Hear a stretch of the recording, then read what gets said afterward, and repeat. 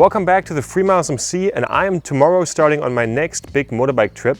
And a video request I've gotten very often is what I bring on my big motorcycle trips.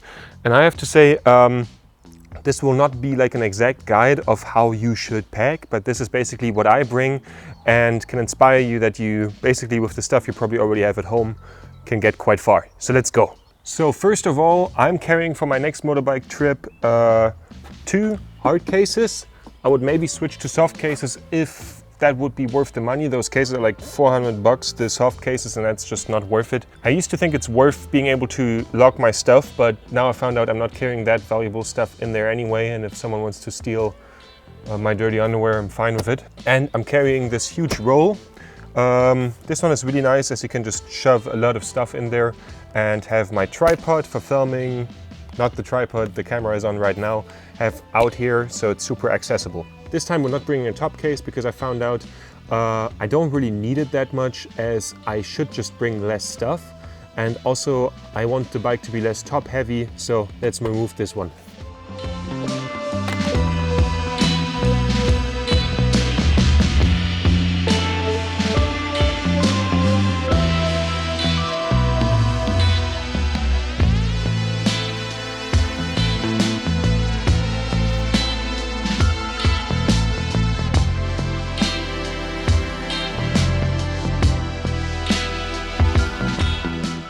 So now we have here the big sack, and this one is completely waterproof. And the first thing in here is my bag of clothes. This is that. And in my big bag of clothes we have shorts for the warm weather, some socks, a t-shirt, underwear, something with long sleeves, a few for the colder weather, 511 cut Levi's. And for the colder weather, a really thick turtleneck. So, and another t-shirt on the belt. And as well, quite easy to reach, we have my rain gear. This one was 96 bucks from Louis, and usually those are like over 100, and I wore through my last one and I just bought a new one, as they were like always the ugly ones are always reduced in price. Sleeping bag for down to 10 degrees. Here a little pot. This pot is from the mom of a friend of mine. He gave that to us for like a motorcycle, for like a surf trip I did years ago. It's not complete, but it has a knife and a spoon, and I have a pocket knife with me, so yeah. So then we have here this inflatable sleeping mattress and my tent. So let's build up the tent for a short moment, so that we know that everything works with this one.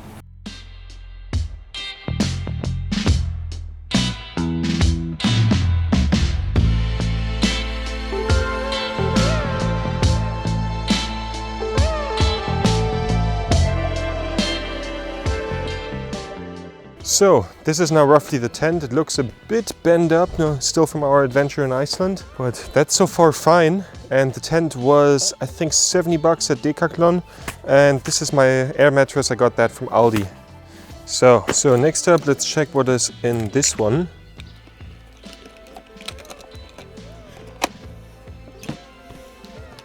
So, as you see here, there's quite a lot of space still. This is where the camera goes when it's not in the backpack. Here I have some spare little GoPro mounts.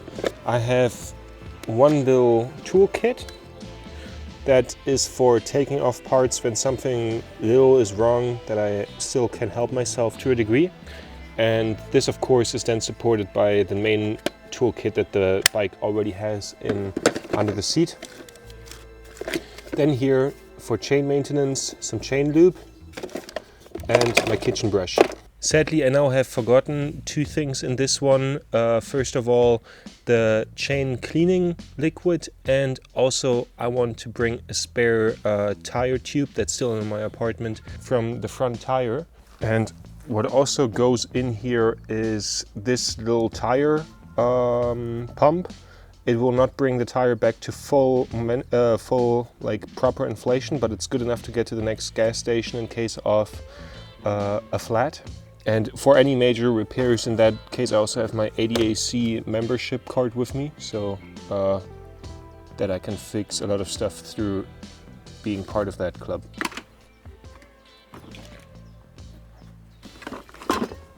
So this is the second suitcase. Here we got like a little motorcycle cover. I've got this with the new pants that I bought, so I basically didn't have to pay for it, which is nice, as I bought my pants by my local manufacturer here.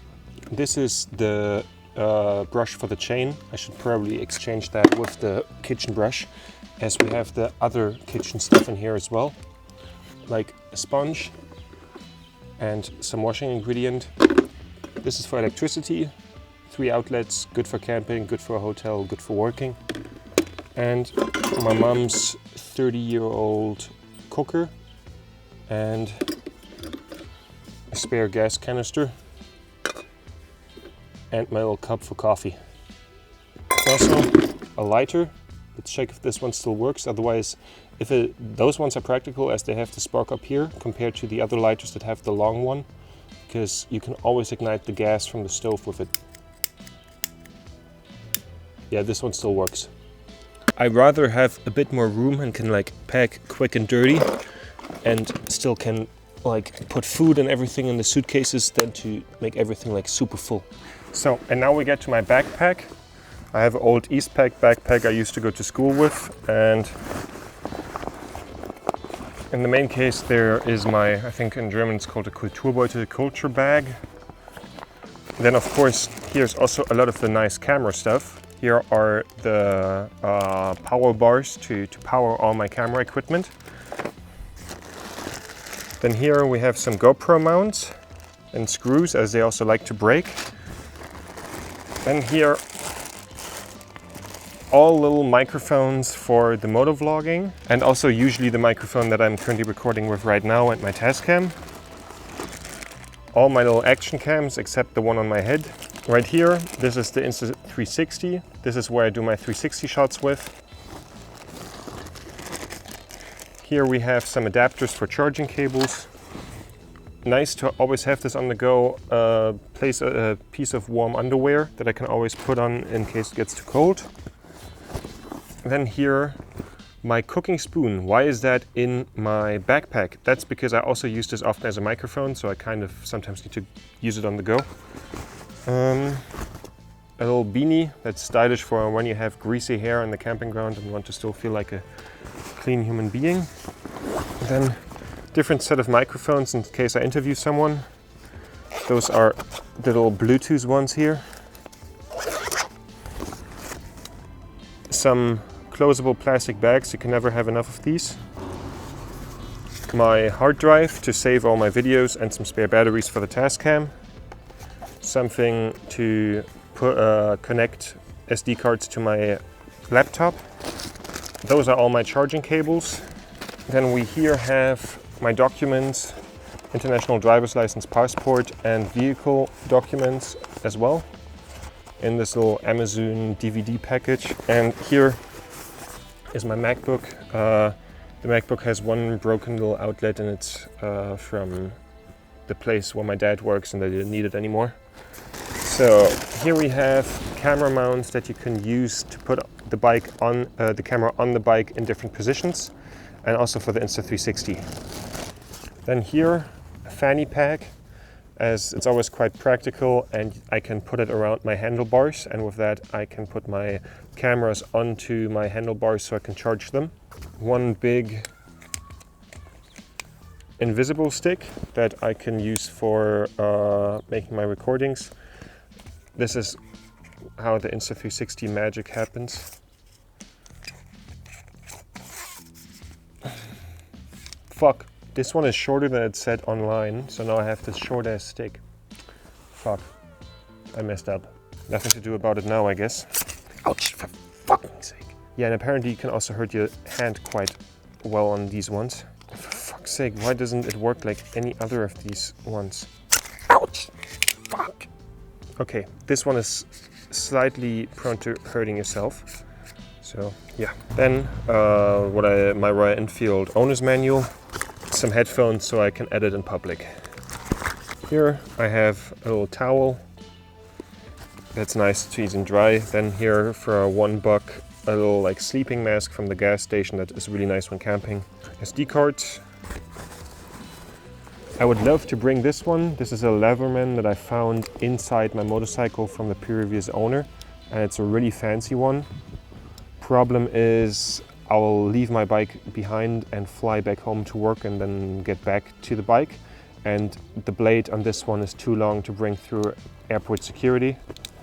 So I've brought this one instead. So that's my old pocket knife from Aldi, so that I can get this one through airport security. And this little, like a little lucky charm or like teddy in the shape of an alien from my girlfriend.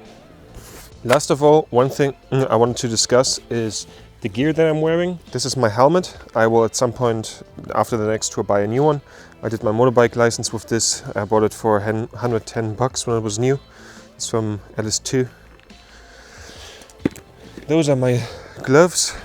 They're really nice. This is the only fancy kind of motorcycle equipment I have. I bought them for, it was a frustration purchase, but one that was really worth it. They like transfer electricity through their fingertips, so I can use my touchscreen on my phone with that. Those are my old motorbike pants.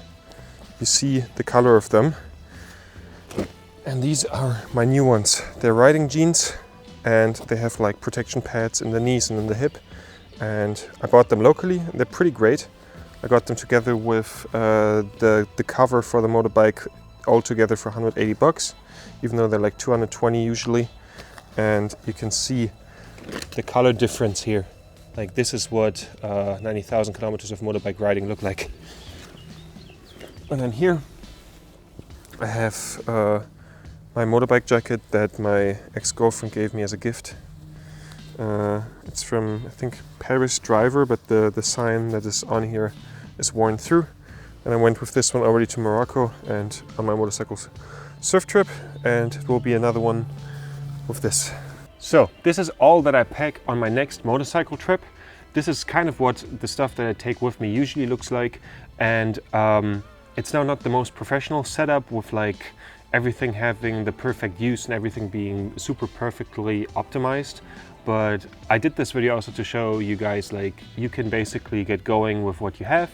And even the people that make these videos sometimes don't have the greatest setups. I will constantly improve what I take with me on these motorbike trips, but for now that's the setup. And tomorrow my motorcycle trip to the Balkans gets going. So see you in the next video. And if you live somewhere in the Balkans and have a motorcycle that you would like me to review, that would greatly help me out. So definitely feel free to then write me an email. See you soon.